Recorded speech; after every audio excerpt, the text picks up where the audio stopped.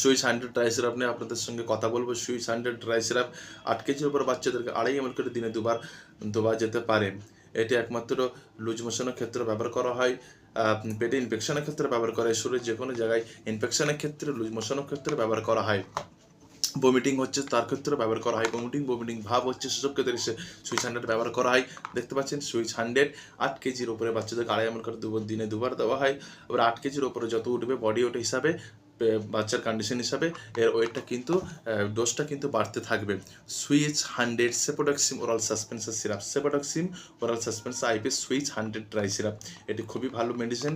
এটি এর কোনো তেমন কোনো সাইড এফেক্ট নেই, তবে সাইড এফেক্ট হচ্ছে এটি পায়খানায় কিন্তু খাবার ফলে 1-2 দিন বাচ্চাদের পায়খানা হয় না, এটা একটা সমস্যা আছে, পায়খানা এঁটে যায়, পায়খানা হয় না, এছাড়া কোনো সাইড এফেক্ট নেই। সুইচ 100 ড্রাই সিরাপ এটা মূলত বমিটিংয়ের ক্ষেত্রে, লুজ মোশনের ক্ষেত্রে, আরটিআর ক্ষেত্রেও ব্যবহার করা হয়।